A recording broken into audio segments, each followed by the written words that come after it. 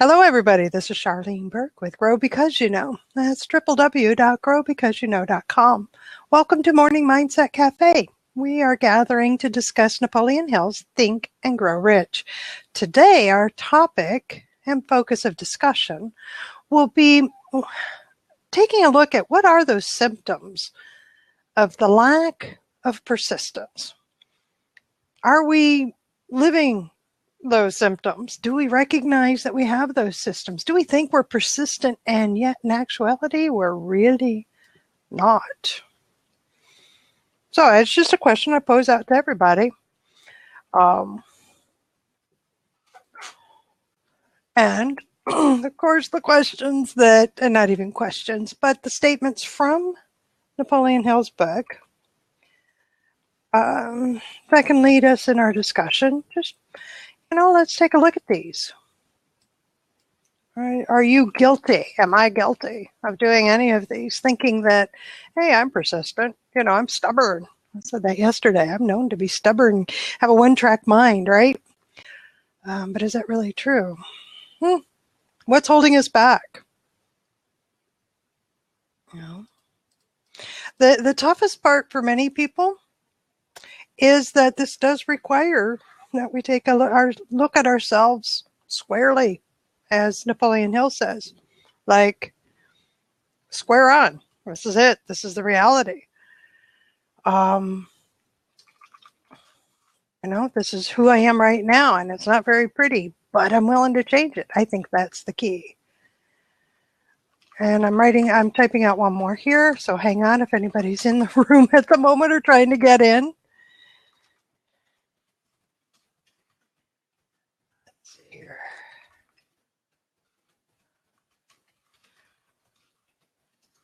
And whether or not we're doing these to ourselves right now, maybe we could recognize that we used to do them.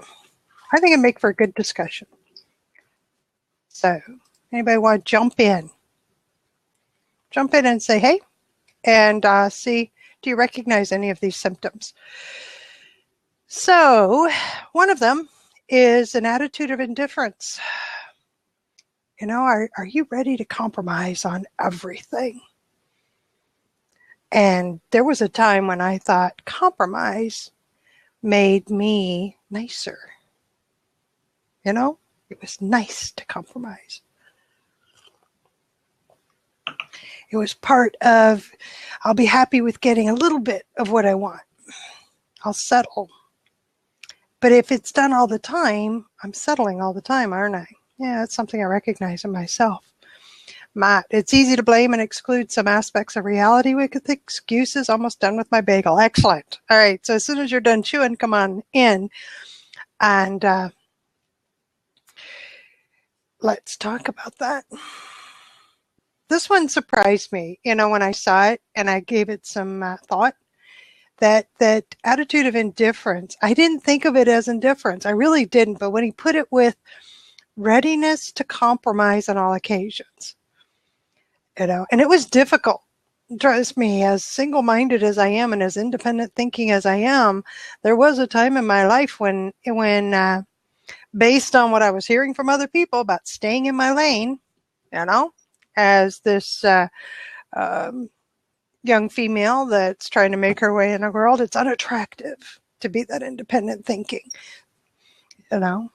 And so you'd be in discussions or want to go do something or want to set my eye on something and be willing to take less just to compromise. And you do it too often and you lose that persistence. You lose that one-track mindedness. You lose that focus. And I can attest to that. There was a stretch of years in my life when I consciously focused on compromise. And part of it was, just for the backstory, for those who don't know me, part of it was while I was learning to communicate with other people. I think I just skipped that part in school. I wanted to know how to speak with other people better and to understand other people better. And so part of the communication skills that I was developing turned into the willingness to compromise, because I was getting the feedback from other people about how I was too aggressive, I was too assertive, I was too one-track minded, I was too independent in my thinking.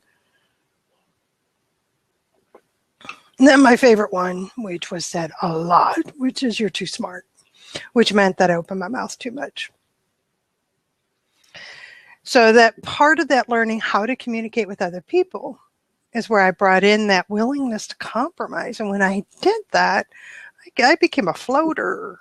It became really easy to come up with excuses as to why things can't happen or be done.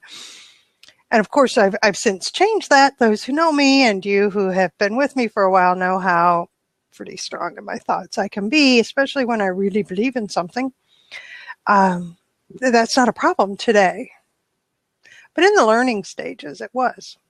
And so I didn't really move forward in anything other than, I'll put it this way, because my focus was trying to communicate better and learning how to communicate with people and what have you. I did move forward with that. But in the meantime, not a whole lot else got done. And I was very, very frustrated. Very frustrated. So that was my experience with that willingness and readiness to compromise. And it didn't matter if we were going out with, if it was going on a date or if we were going to a group someplace, or if we were building a project, or if I was in school and, college and part of a team, Again, that was part of my learning. I don't look at that today and say that, it's the way it was. Today, though, I don't have that symptoms. I can compromise on some things because it's necessary for the betterment of the group or for the furtherance of a project, but not in all things. What about you? What do you think about that readiness to compromise being associated with indifference?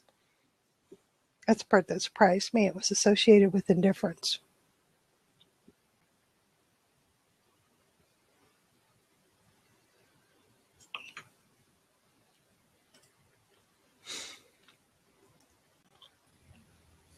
Good morning. Good morning, Matt.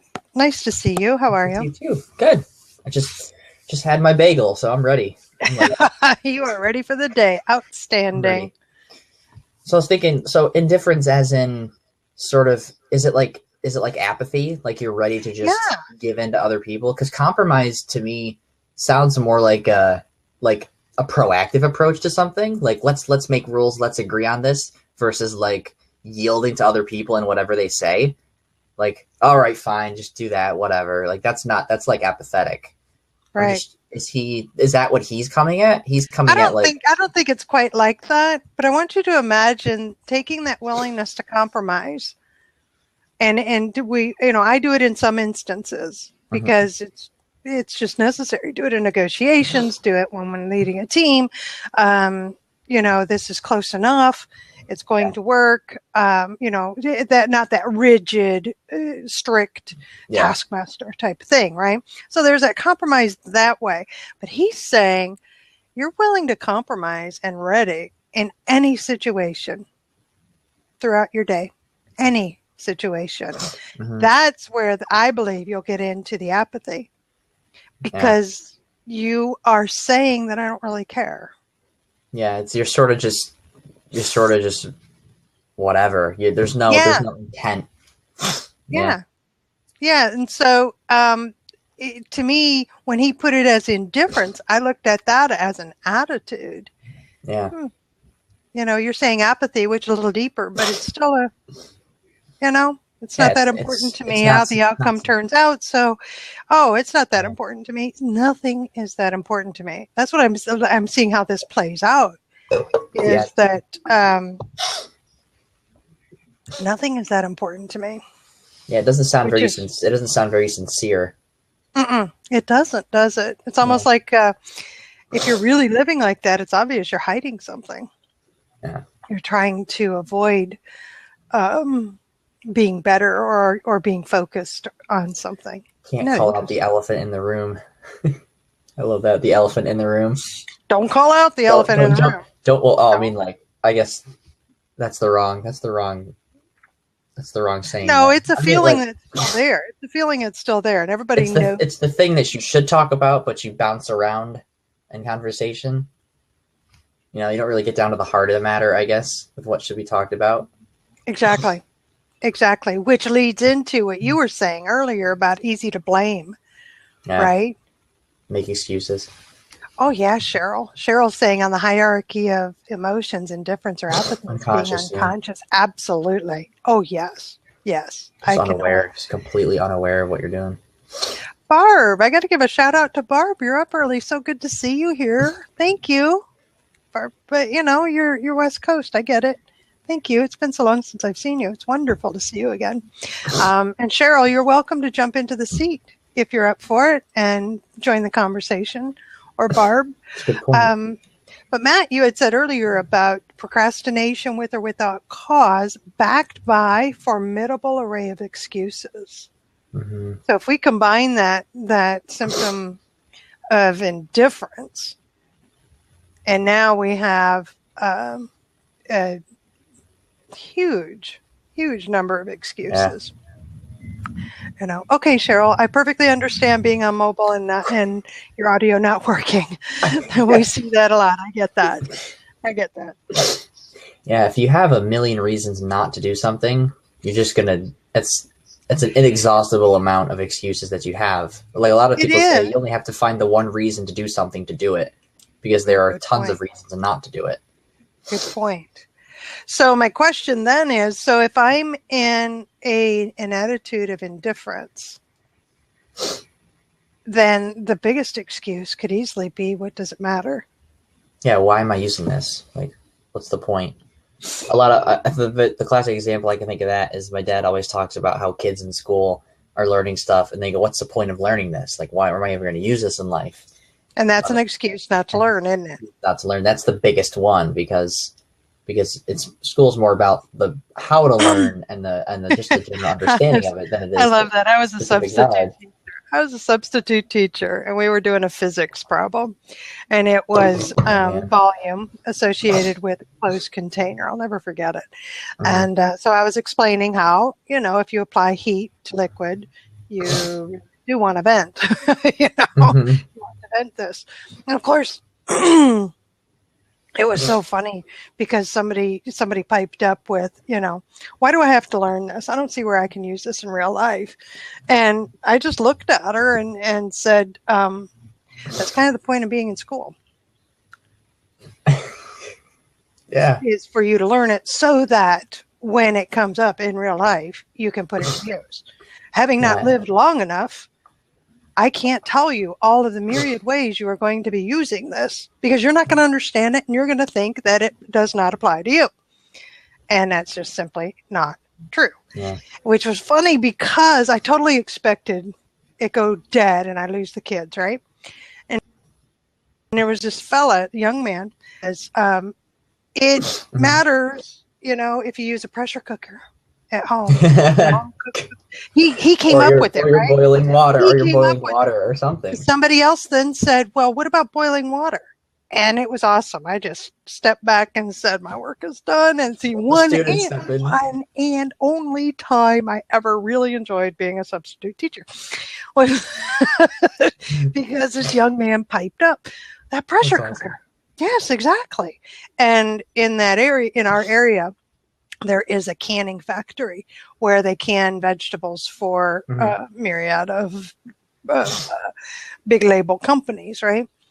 And so it came up in that discussion during that hour I had them about the canning factory, because some people, of course, had family members who worked there, and that you need to understand, you know, the one who's in charge of the temperature control, in charge of the liquid, in charge of the, you know, pressure matters. And this is the result. So, yeah, Go ahead, come up with an excuse. Because really all you're saying is that I don't want to learn. Say, okay. Yeah. You know, then you just go be a little automaton that doesn't do anything. What is that movie, Idiocracy?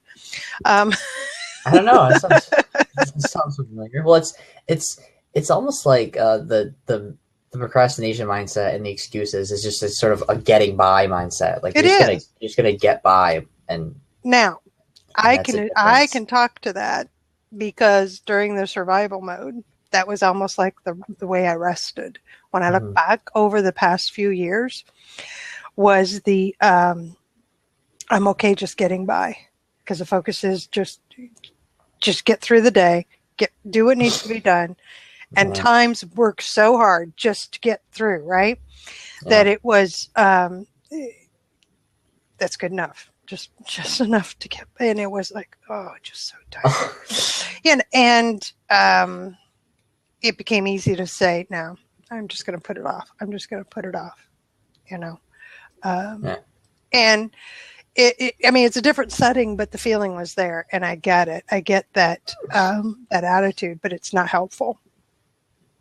It is not helpful. It slows you down. It is like you just walk through molasses. You're putting yourself in a position of, you know, baby steps, when you know you could be going so much further.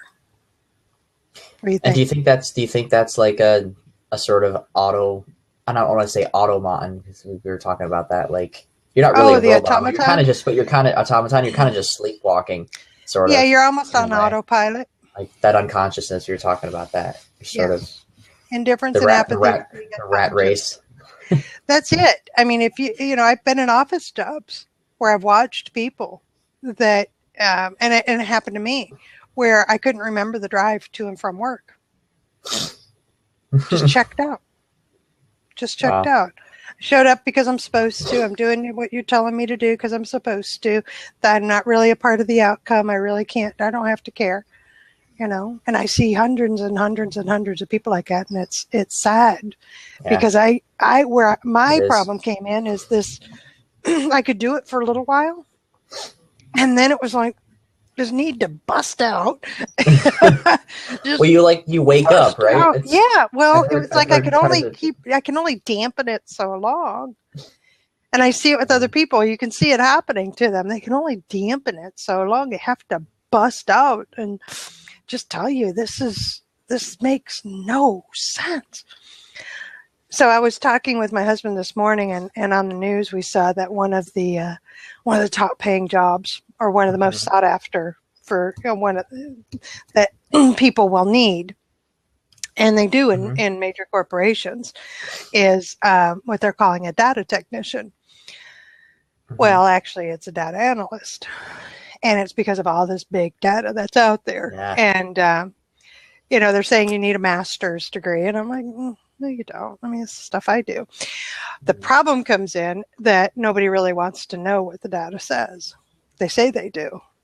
But this has been my business since 2008, has been to tell you, Matt, my client, what the data is telling you that you should do next.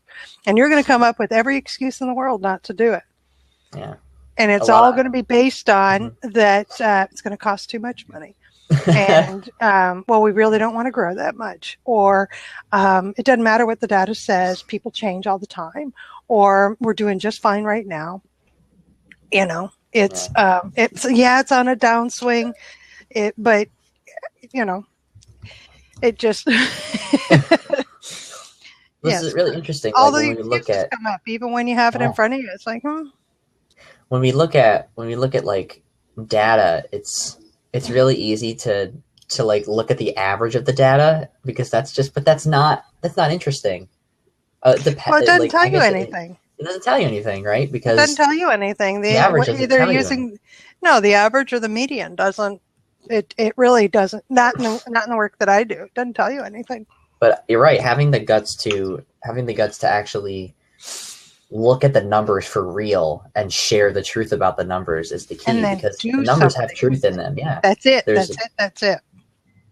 Because the numbers, it's math. Math is like the language of everything. I mean, math is everywhere. We use math so much, so there's truth in that. Yes, there is. We have to just see it. We have to be willing to share it and see the truth about the numbers, what they're saying. Some people don't like that. They really don't. Yeah, the minute you say math, it scares some people. That's part of the reality. I'm not a numbers person. Yeah, so you use 1 cup of flour with a 1/4 cup of butter and... What is a numbers person? I don't know. I don't know. Honestly. Yeah, well, and one little side note, because Matt is open to my going this way, and he happens to be in the seat. On my Facebook page, I have a note there from years ago. You know, people in algebra class, I'll never use algebra. I'm like, you use basic algebra all the time. I don't know what algebra is. All the time. I have $20. Gas is $1.60 a gallon. My tank holds 16 gallons. I have a half a tank. How much is it going to cost me to fill the tank? Basically, there you go. People. Well, I think too, you have to take it one step at a time. Like, people try to solve the whole thing so fast, and they forget to take it in steps. Like, I remember before I have to hop out in a minute or two, but when I was in like college, I took like calculus in high school. I took AP, like AP Calc 1 and 2, and I was in college, and people were trying to do those related rates problems where you've got a liquid and you've got flowing out and the rate for this one, figure out the rate, and they were trying to solve the whole problem all at once. And I'm like, guys, I didn't remember calculus, but I could tell them you have to take it in steps. Here's the first step. Here's the second step. Here's where you substitute. Here's this step. And it is. Now, let's apply that to our need to put off or procrastinate. Because one of the excuses that we'll come up with is that it's too big. Yeah, we don't have enough time, or we're so far behind. Yeah, and so we feel this overwhelm, and that's our excuse as to why we're not going to move forward or take care of something. And what you just said is spot on. And it's better to do a little bit of it every single day, one step at a time, and don't try to swallow the whole elephant in a single bite. If you take it in bite-sized chunks, you can get a lot more done throughout the week if you do a little bit every day than all of it at once. So now, does that really take care of your excuses? Yeah. I think it does. I think it, the way you just said it, I love, because it made me, well, I'm going to be backed against the wall now. I can't come up with an excuse because it's just been chunked down into manageable bites. Big rocks now first, it's not too big. You know? Now it's not too big. Tackle your hardest tasks. There's a lot of leadership images that apply to that, like the elephant biting or the big rocks first. Put your biggest rocks inside your glass jar first, and then fill in your pebbles, and then your sand, and then your water. Okay. All right. I'm off now. Okay, dear. Thanks for dropping by. You're welcome. Always a pleasure. I appreciate having you here. Have a good day. Hello, Troy. Good to see you here. So what's another symptom of persistence or lack of persistence? Persistence is a really, really important principle. It really is. And if we can identify the symptoms of what it looks like not to have it, then it can help us to identify what we should have. So indecision, passing the buck, is a symptom of the lack of persistence. It is a symptom of it. Meaning that, again, we go back to that indifference and procrastination. I don't want to take responsibility, So I'm just going to pass it off on somebody else. And it's funny how you could see, if you had one of these and it stayed with you for a while, how it could spiral into these other symptoms. Anybody want to jump in and talk about that? What you think about that? Or we can talk about turning it around. One of my favorites, especially in this day and age. Not that it's new by any stretch, the internet, but searching for all the shortcuts to riches. You know, the shortcut to riches. Let me just put it up there. Looking for the shortcut to riches. Get rich quick on the internet. And when it's viewed, actually that's what people are doing, right? Isn't that a symptom of lack of persistence? Looking for an easy way? Give me the easy button, right? All I have to do is throw up a website and they'll come. You know, all I have to do is find the new pet rock, you know, and put it up on a website and I'm done.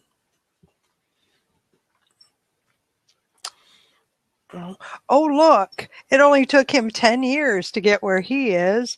I'll do what he's doing now. I'll do what she is doing now. It only took her 5 years to get where she is. But if I do what she's doing now, and not what she did to get where she is, then I'm going to have what she has now. I don't believe that. Because you're skipping over the important parts, in my mind. Tell me if I'm wrong. Somebody disagrees, jump on in. I think you're jumping over and skipping the important parts. And that is learning how that business runs. So it took me 5 years, 10 years, 15 years, okay, to get to this point. And during that time, I made the mistakes and learned from the mistakes. I fine-tuned who I am and how the business runs, because I know that if I don't do it this way, what will happen based on my experience. I have the commitment to keep moving forward with my business model and what I've done, because I have time invested, money's invested, not only in the business, but in myself and my personal education for that specialized knowledge. And I know what the end result is going to be. Then, now let's add in why I started the business to begin with. Was it to help people? Was it just to make money? Was it to solve a problem? Which, in my mind, is the same thing as helping people. I see a problem. I've got an answer over here. I'm going to sell the answer. I'm solving a problem. Or, again, am I going to look at you and say, you are doing really, really well in your business. I'm just going to step right into your shoes where you are now without all of the front work, and I'm going to be as successful as you. I'm sorry. No. If that happens, I'd like to know about it. If somebody can jump in and talk to me about that, happy to hear your side. And right now I am going to talk about the necessary steps to develop persistence. Let's see. And the first step is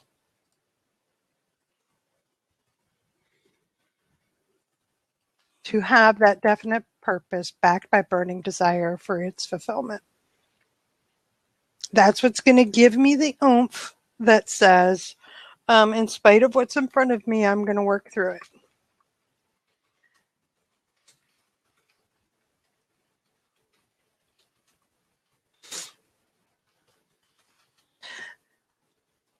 And that's the attitude. It's no longer an attitude of indifference, but it is an attitude of, I know what I'm going for. I know what the end result is. Because if I have indifference, right, and that apathy we were talking about earlier, in my mind, that means that I'm saying, I really don't care. There isn't anything that I care about the outcome. If I started out caring and I replaced it with that willingness to compromise, on everything, then I start losing. And where I'm losing is I'm stuffing everything. You see this happen with all of us who are well over 50. A lot of us, we've been stuffing it a long time, and we're busting out. You know what?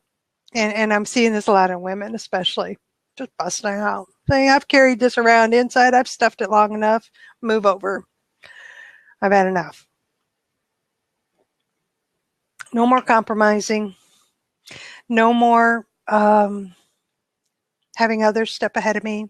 No more standing aside. I'm seeing that a lot, and a lot of women have for years. Have for years when I've watched those that have gone before me, and it's fun to watch, busting out.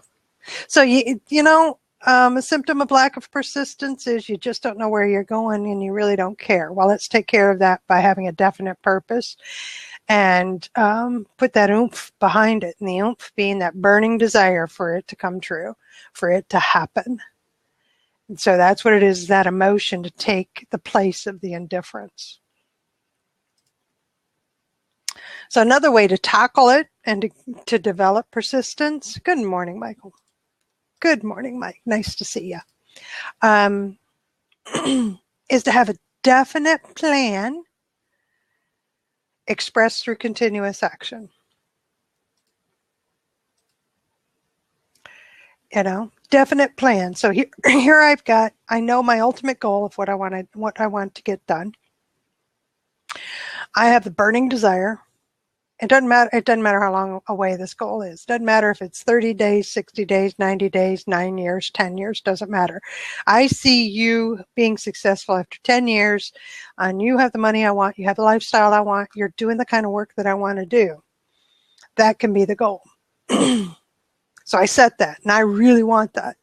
So now I should be having a definite plan so that I can put action in place in order to attain it.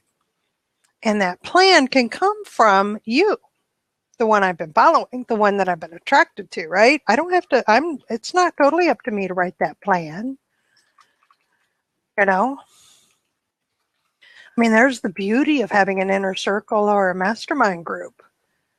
Have them help you define the plan. Go to the people that are you're wanting to be like. Hang around them. Find out what it is they did. And then ask, I want to end up where you are. How'd you get there? How'd you get there? What did you do to get there? And that starts formulating your plan of action that you are going to put into place and promise and commit to yourself to have continuous action. All right. So the next one is, of course, forgive me while I type.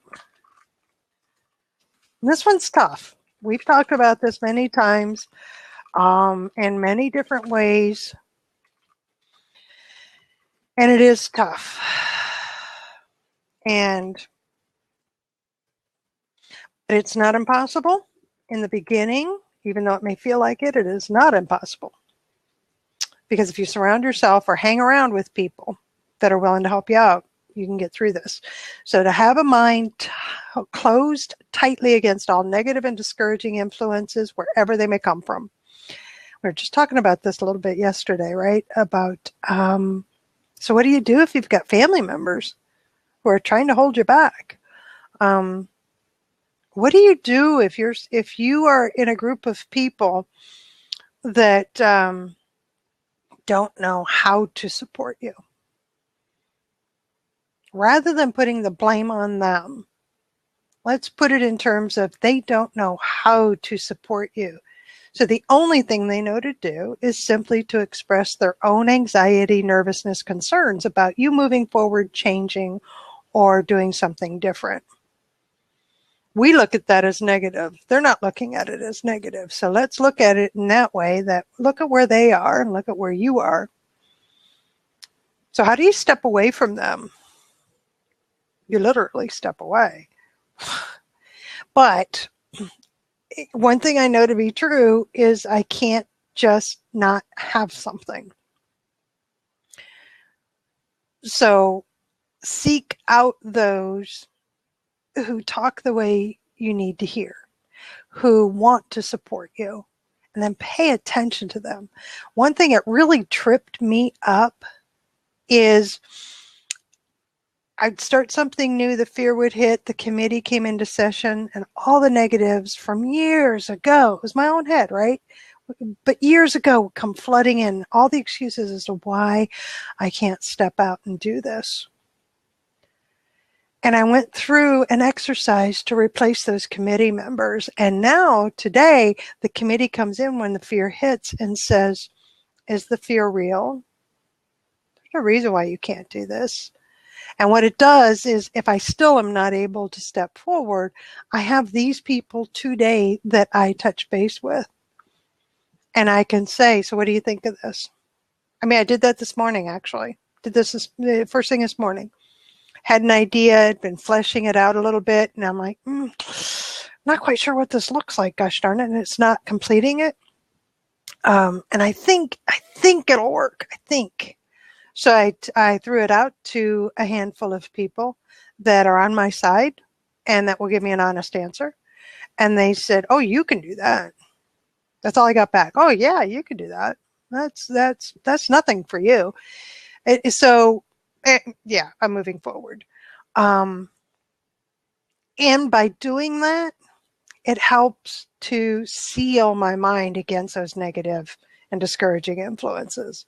The more I'm in contact with those people who are supporting me or walking with me, or where I'm helping them, they're helping me, the easier it is to ignore the negative. So I encourage anybody who might be stuck in a situation where you're surrounded by that negativity, even if it's in your own head, to seek out people that are there to support you. And you know who they are. They're the ones that have been saying all along, well, I knew you could do that. Or, I was surprised you didn't move forward with that. Or even outright complimenting you, saying how fantastic you are when you get on stage. What a great voice you have if your dream is to be a singer. You know, if it's your own head holding you back, then even more so, you have power and ability to change your thoughts. And then, and I'm typing from the book, and this is just segueing right into, actually, it's the same thing I was just telling you. But,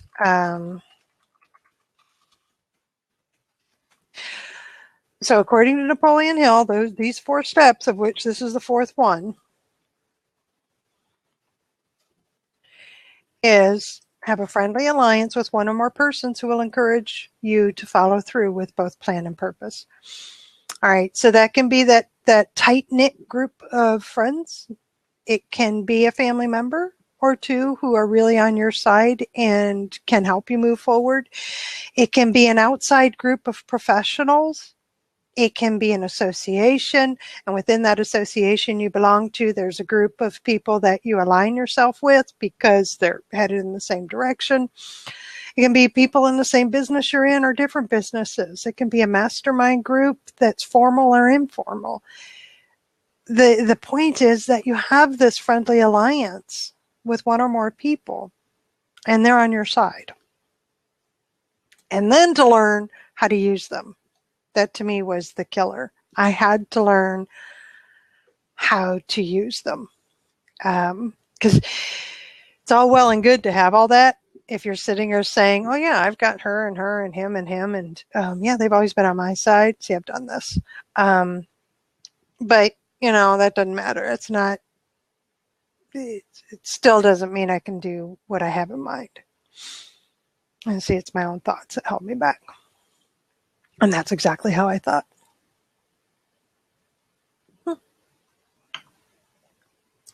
Anytime the seat is open, come on in, say hello, tell me what you think. Oh, Barb, I just saw your comment. You're not camera ready. You know, sweetie, I'm just glad you stopped by, honestly. Thank you. Hugs to you as well. The world needs your voice. I appreciate that. I appreciate you saying so. But I could also say that the world needs everybody else's voice too, hence Blab, that has open seats available to anybody that wants to participate in a discussion.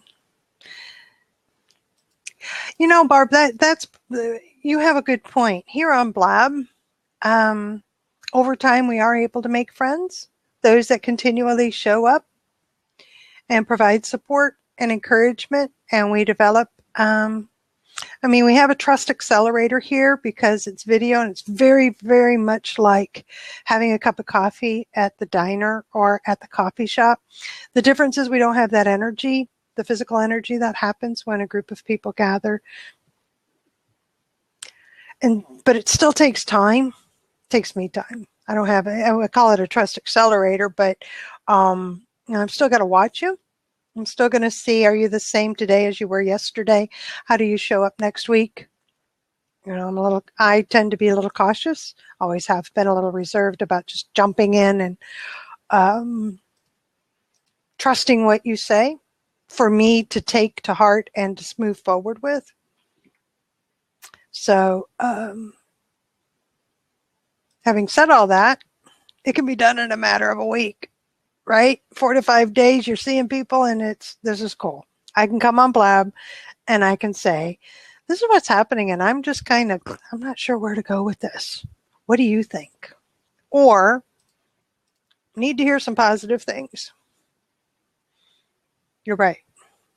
That's one area I can come here, and I've said that before on this show, and you guys have come through. Guys, I need a pat on the back, you know? I need to know that I'm headed in the right direction, that this is something you get value from. I think it was a couple of times I said that. You guys came through. So yes. All right, so what's the whole point of this? You know, persistence is important enough as a principle that it has its own chapter. It has its own chapter in the book. So these 4 steps that I just outlined, a definite purpose backed by burning desire, a definite plan expressed in continuous action, your mind closed tightly against all negative and discouraging influence, and a friendly alliance with one or more persons who are going to encourage you to follow through with both plan and purpose. 4 steps. That's all it is, 4 steps. The entire purpose of the 13 principles of this philosophy is to enable one to take these 4 steps as a matter of habit. These are the steps by which one may control one's economic destiny. That's how important it is. They are the steps that lead to freedom and independence of thought. It's pretty powerful stuff. These are the steps that lead to riches in small or great quantities. These 4 steps, if you can make them as a matter of habit, they lead the way to power, fame, and worldly recognition. They're the steps that convert dreams into physical realities. They're the 4 steps which guarantee favorable breaks. Breaks, you know, the lucky breaks. And these 4 steps, definite purpose backed with the burning desire, definite plan expressed in continuous action, your mind tightly closed against all negative, discouraging influences, and a friendly alliance with one or more persons who will encourage you to follow through with both plan and purpose. These 4 steps also lead to the mastery of fear, discouragement, and indifference. That's how big it is. I say it's a big deal. What say you? Seats open? Come on in. Say hello. Tell me what you think.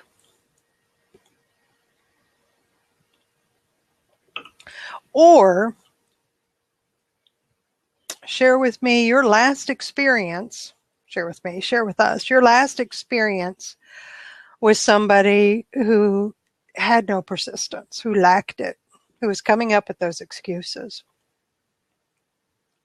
You ever worked with somebody or tried to have a conversation with somebody that's loaded up with excuses?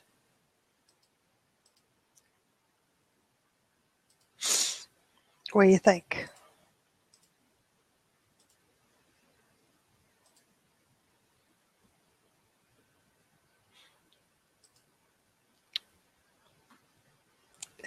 And Brian, you're saying nope, and I don't believe you.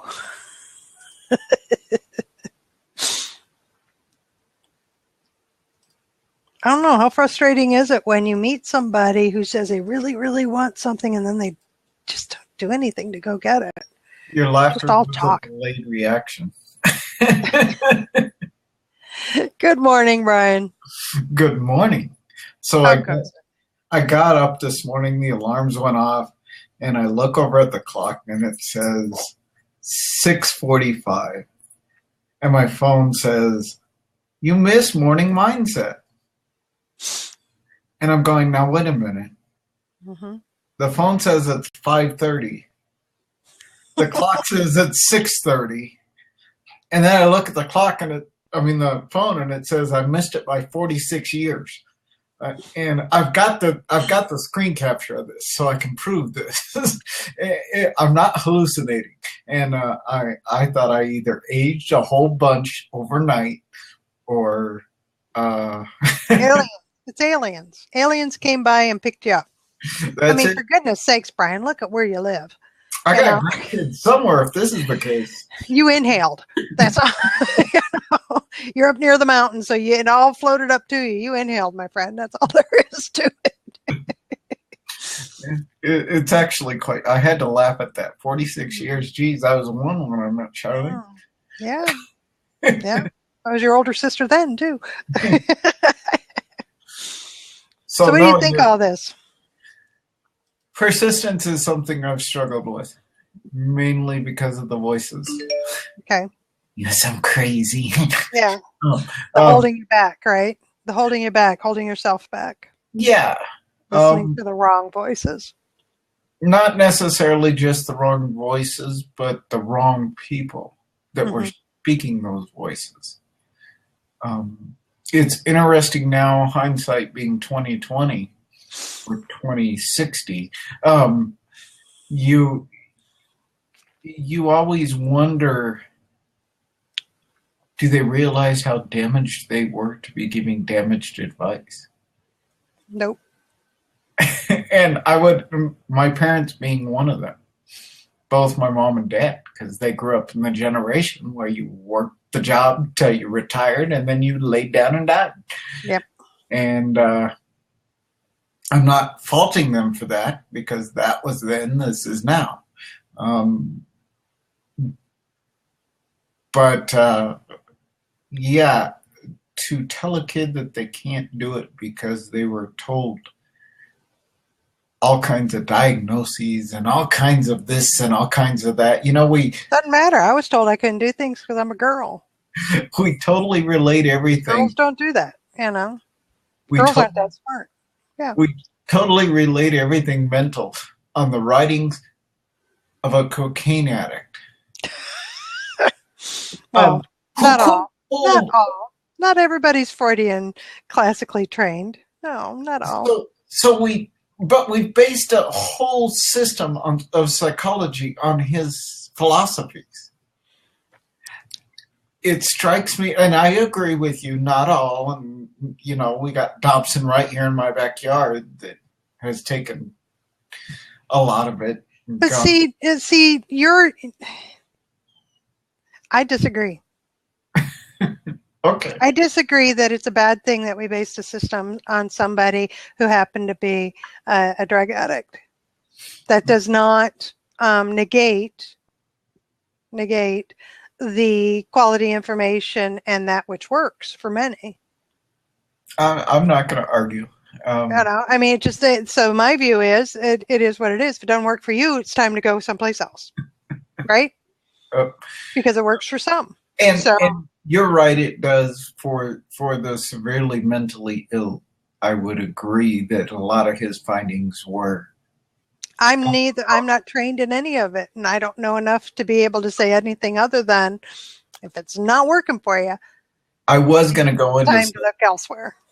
When I first started getting the symptoms of MS when I was 28, almost 28 years ago, I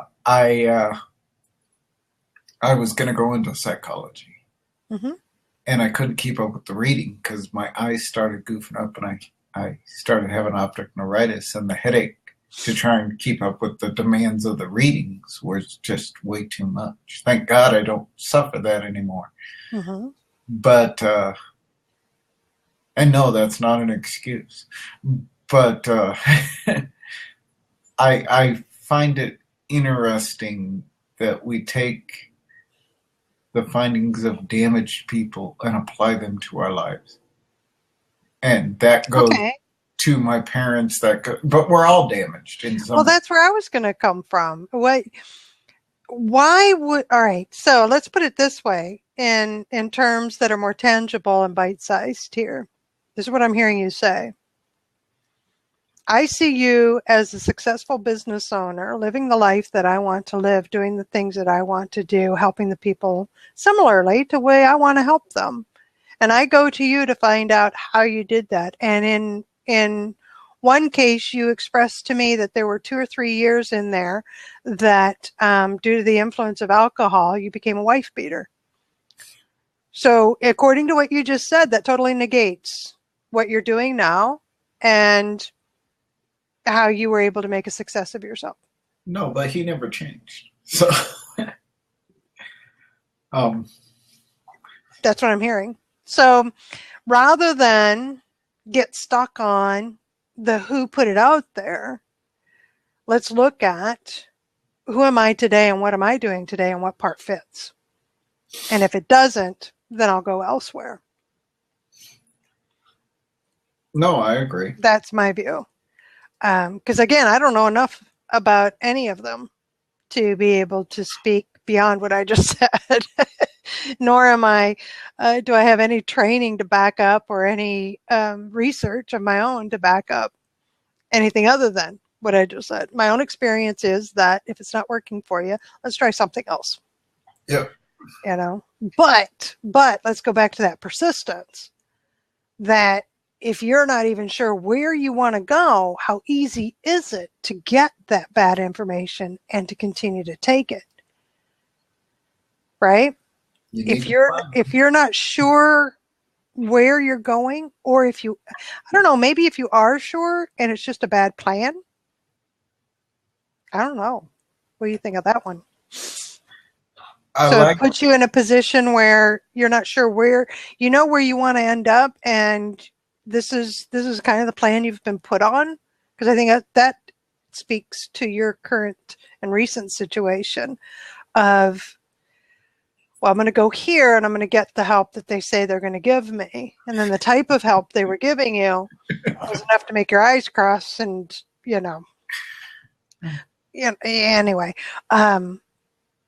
But then you started seeking out and were open to that, the idea that, I know what they're giving me isn't right, but I don't know where else to go, but I'm open to hearing a different way.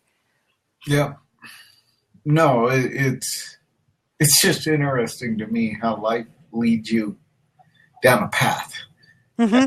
Path is always in front of you. It's not behind you. Mm. Okay. You're walking forward. If you're not walking forward, there's something wrong. And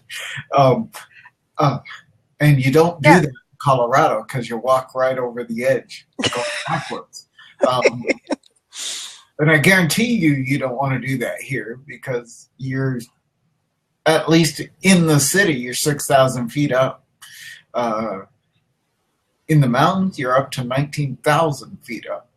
That's a long drop. That'll hurt. I agree. So it's just amazing to me. I like your analogy of firing the committee. Yeah, that was my experience. Of getting rid of those voices. And the movie A Beautiful Mind. Oh my gosh, I love that movie.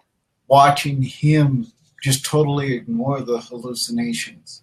Recognize them for what they were and have complete control over his own thoughts. Boy, did that take a lot of effort, right? So if we put it in terms of that man's experience to our own, look how much effort he put out, energy. Till the day he died. To be on top of that.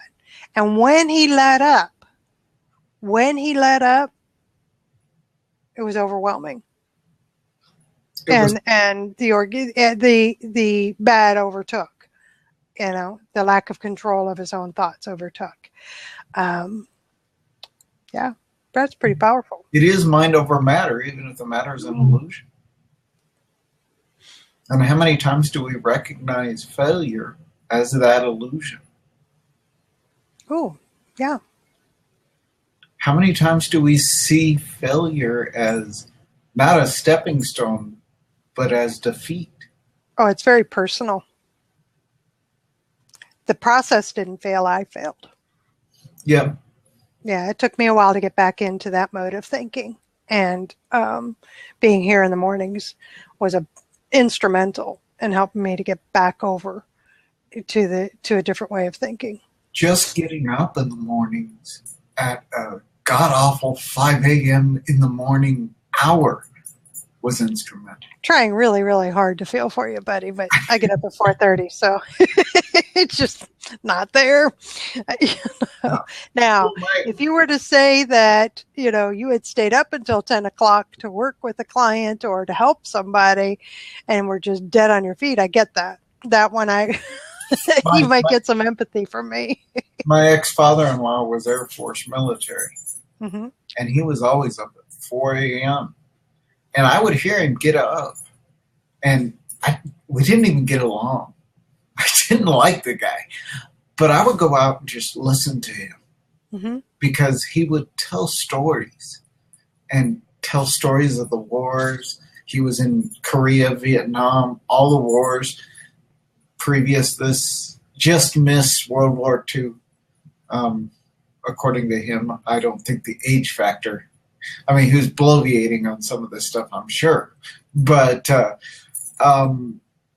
it was just interesting to hear the stories. Yeah.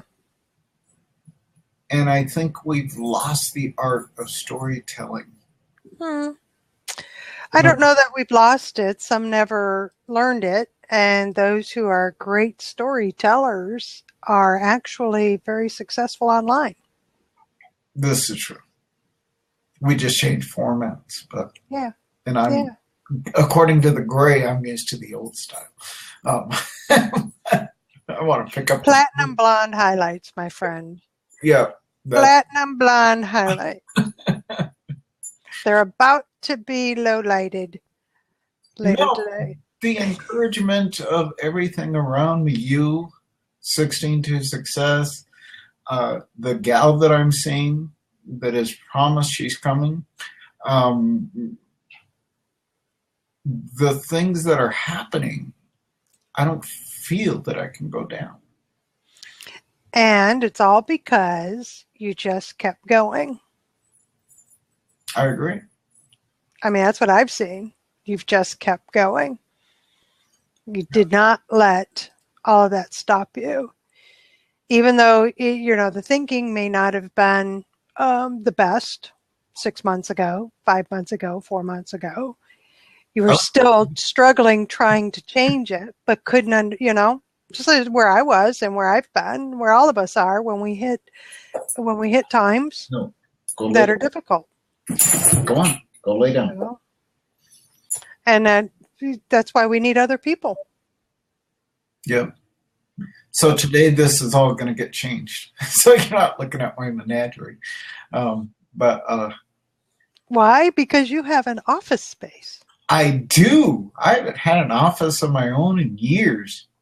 In fact, the last time I had an office of my own, I had a huge coffee cup. I mean, this thing was called Jumanjo for a reason.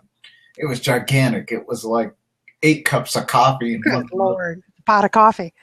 And I would go through 2 of those in 4 hours. And I wouldn't eat. It gave me a stroke.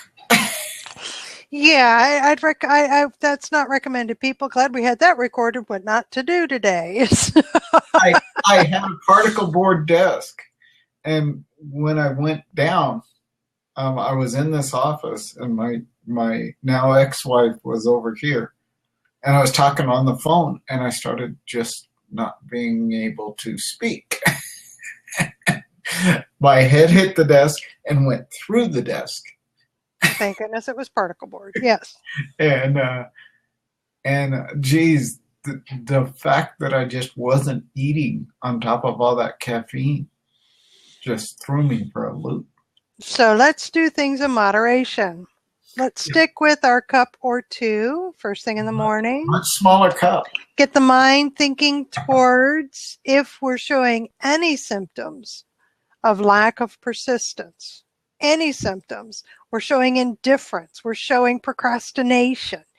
You know, we have this level of apathy. We know what we want to do, but we don't have really any plans to move forward. Well, let's take care of all that. And let's put those 4 steps into play. Now, I'm going to review those 4 steps and then I'll close down the recording. The 4 steps that,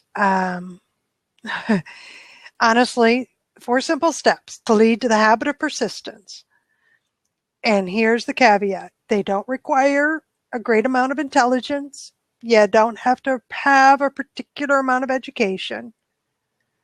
And it really doesn't take but a little time or effort. But there's 4 essential for success in all walks of life. And we need to make these a matter of habit. Number 1, have a definite purpose backed by burning desire. 2, a definite plan expressed through continuous action.